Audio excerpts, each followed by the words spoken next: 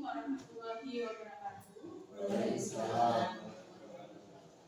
Terima kasih Bapak Ibu telah menyempatkan waktu di sini untuk mendampingi saya memaparkan modul 1.4 mengenai budaya positif. Menurut Bapak Ibu, apa itu budaya positif? Menurut anak-anak Bapak Ibu, apa yang ada di pikiran Bapak Ibu mengenai budaya positif? Monggo, Ibu. Apa itu budaya? Budaya itu kekayaan, hasil karya, sesuatu yang merupakan hasil dari kebudayaan kita yang bertujuan untuk mencapai kebaikan. Yang lain monggo. Ya, pengertian budaya positif ini kita bisa melihat dari pengertian umum dan pengertian khusus.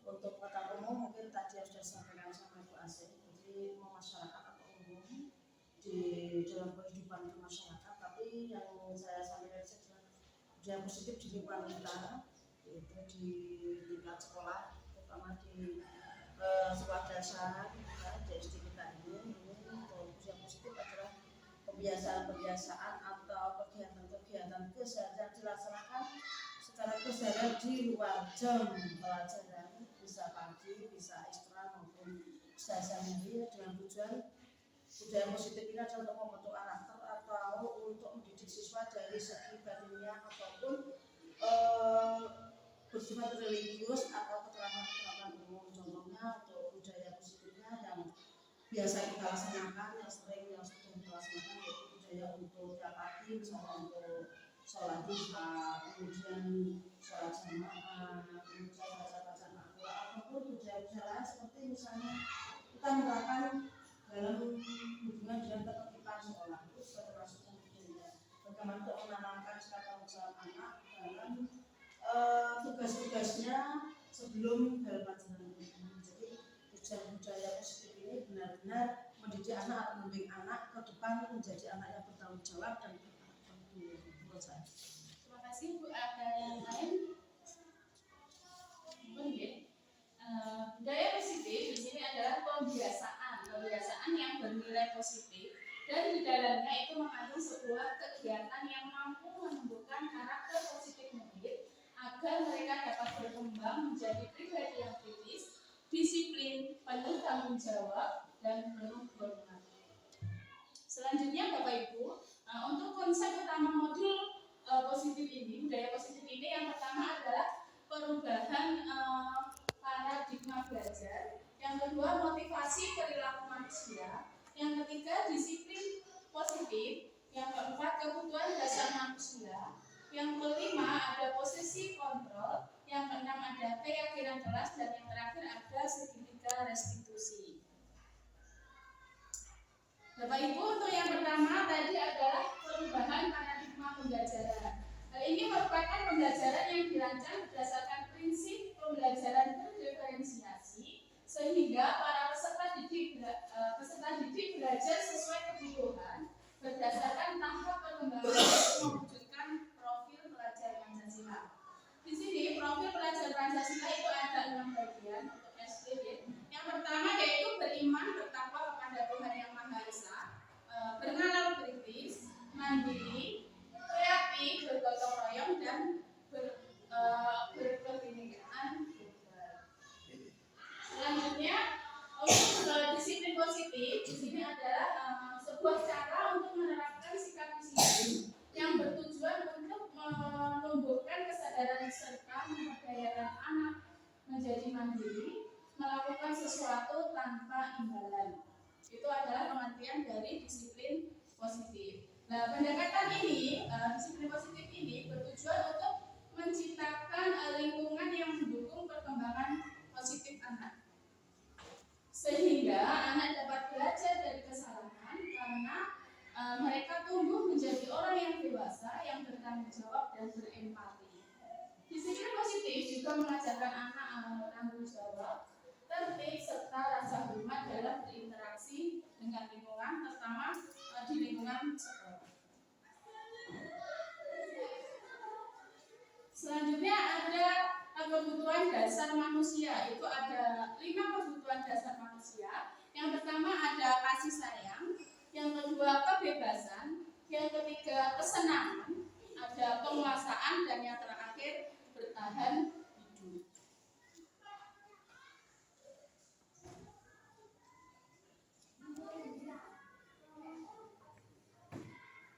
Selanjutnya ada 5 posisi kontrol guru. Yang pertama ada penghukum, yang kedua ada pembuat rasa bersalah, dan yang ketiga ada teman, ada juga pemantau dan manajer. Menurut Bapak Ibu, selama kita menjadi pendidik, posisi mana yang sudah Bapak Ibu lakukan? Monggo, Ibu, selama ini posisi mana yang Ibu laksanakan? Ya, terima kasih. Ini karena saya di sini adalah sebagai kepala sekolah yang juga bisa dimasukkan ke dalam manajer ya, kepala sekolah atau yang disebutkan untuk jalannya ini.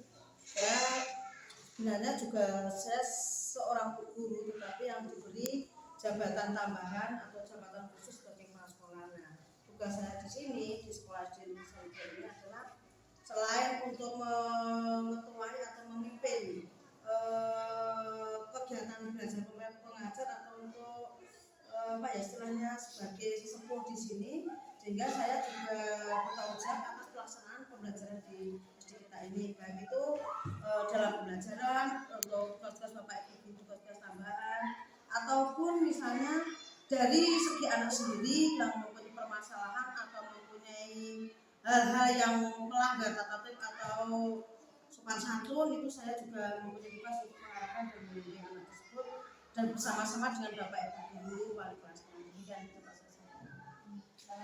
Yang lain monggo. Monggo Pak Hari.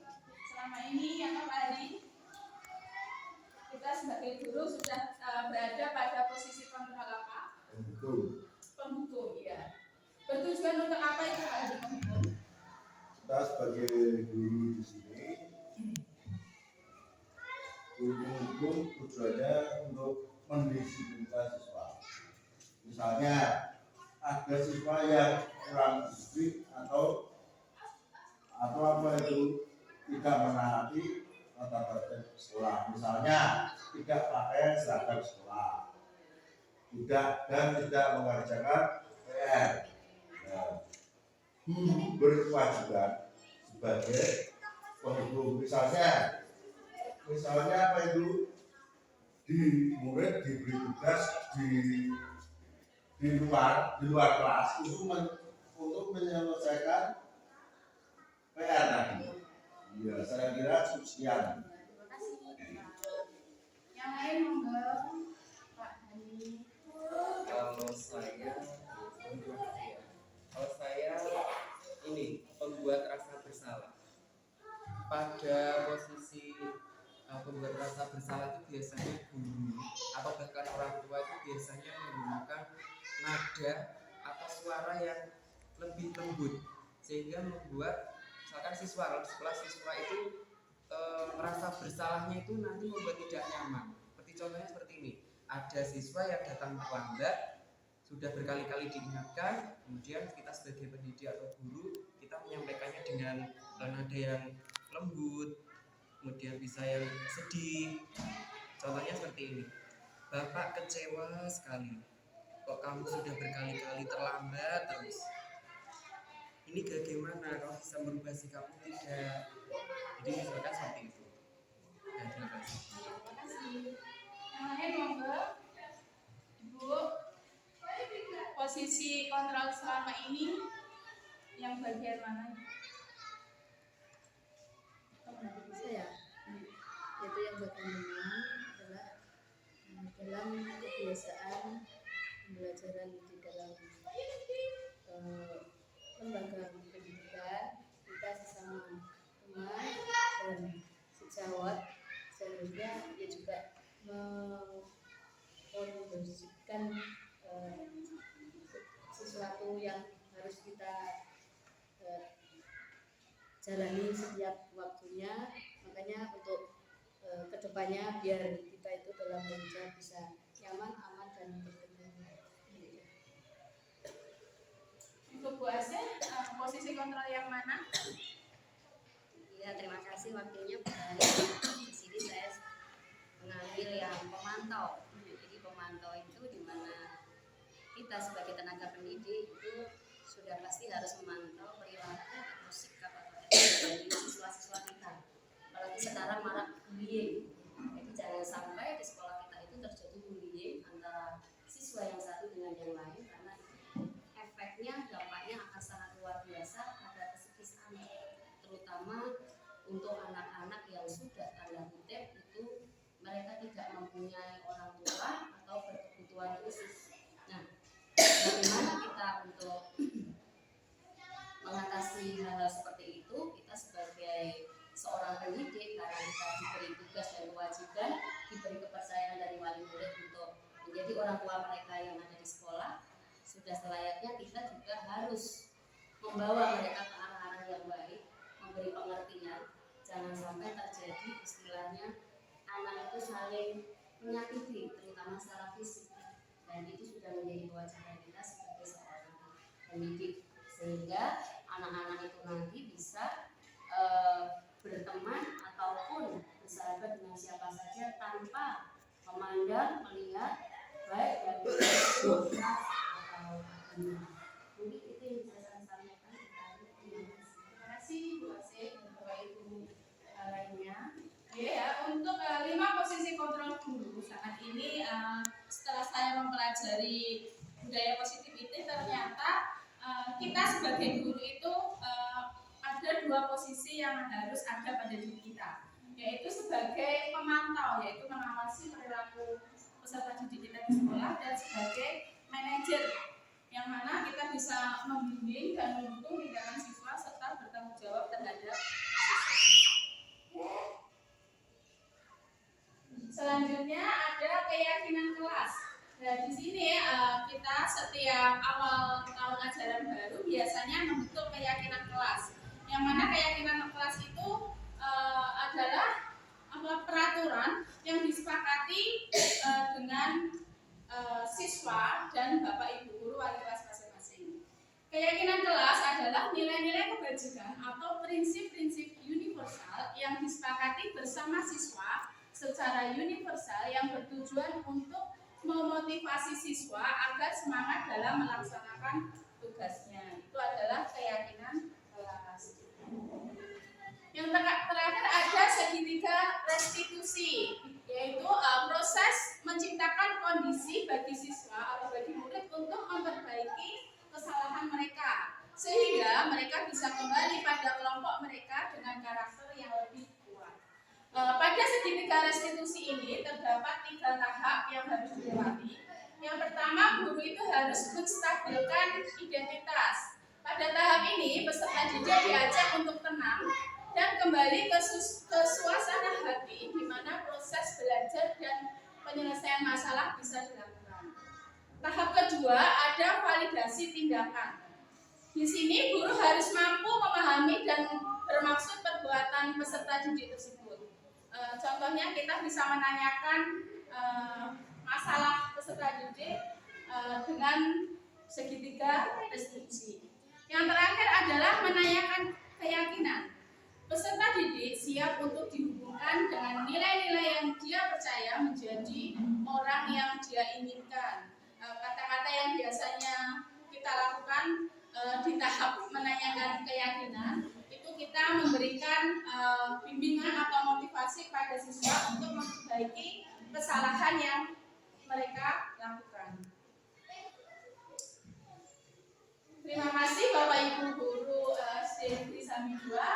Ini yang dapat saya sampaikan mengenai budaya positif. Terima kasih telah meluangkan waktunya. Wassalamualaikum warahmatullahi wabarakatuh. Waalaikumsalam. Terima kasih.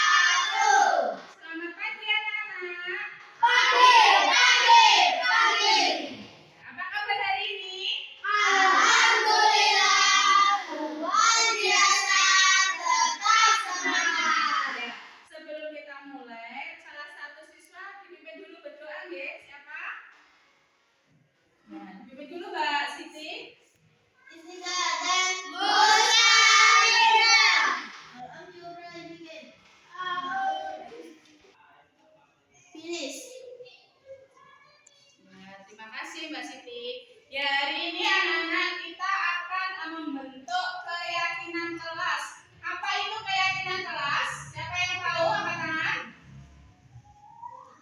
Siapa? Ya. Saya terangkan sedikit deh. Keyakinan kelas itu adalah hampir mirip dengan peraturan kelas. Tetapi keyakinan kelas dibuat kesepakatan antara siswa dan guru. Nah, tujuan dibuat keyakinan kelas itu untuk apa? Ya, untuk kedisiplinan dan kalian bisa bertanggung jawab dengan tugas-tugas kalian.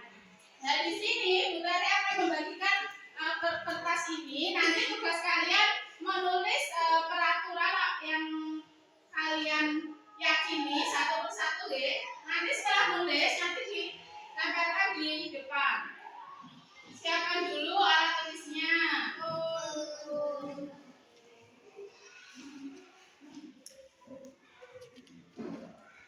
Atasnya dikasih nama ya. Kasih namanya masing-masing.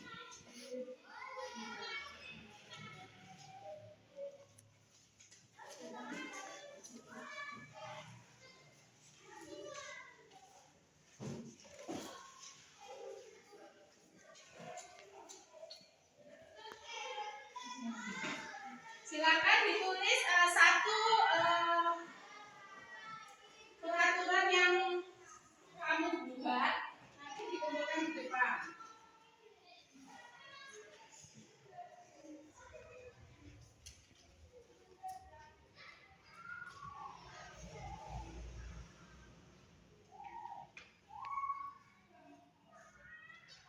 Sudah? Kalau sudah dikumpulkan baris-baris dua-dua ya. Kalau sudah boleh ke depan.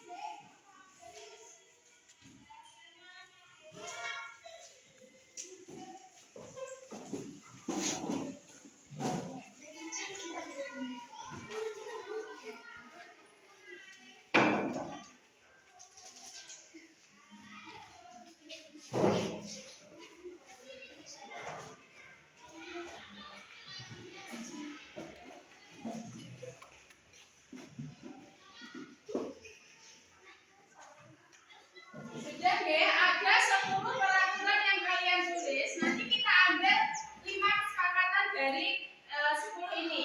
Yang pertama dari Mas Buba. Masuk kelas tepat waktu, setuju? Setuju.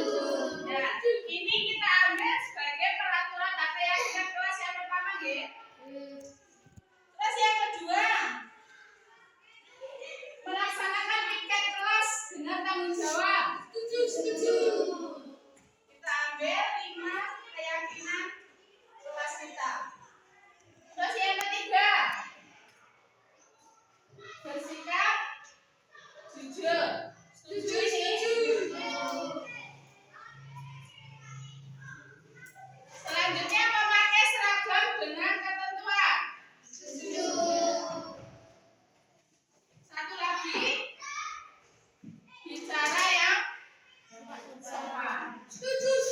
Nah, kita ambil 5 keyakinan ini. Yang pertama, masuk kelas tepat waktu itu merupakan nilai kebajikan dari apa? Ya, kedisiplinan. Yang kedua, melaksanakan piket kelas dengan penuh tanggung jawab. Berarti nilai kebajikan yang diambil apa? Tanggung jawab. Yang ketiga, ada bersikap jujur. Berarti nilai kebajikannya kejujuran. Yang keempat, memakai seragam sesuai ketentuan. Tertib. Ya. Yang terakhir, bicara yang sopan. Nilai kebajikannya apa? Sopan. Kita sepakati 5 keyakinan kelas ini.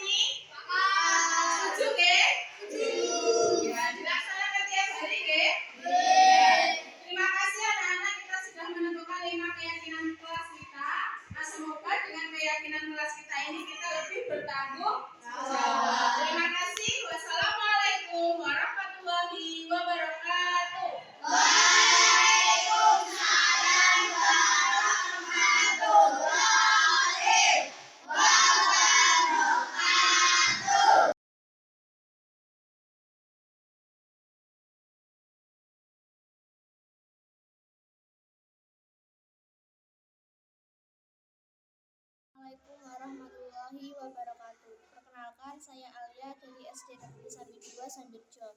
Kami senang sudah membuat keyakinan kelas. Semoga kami selalu bertanggung jawab untuk menjalankan keyakinan kelas yang sudah kami sepakati. Terima kasih. Wassalamualaikum warahmatullahi wabarakatuh. Assalamualaikum warahmatullahi wabarakatuh. Saya Iqbal dari SD Negeri Sambi 2 Sambirejo. Saya sangat senang bisa membuat keyakinan kelas bersama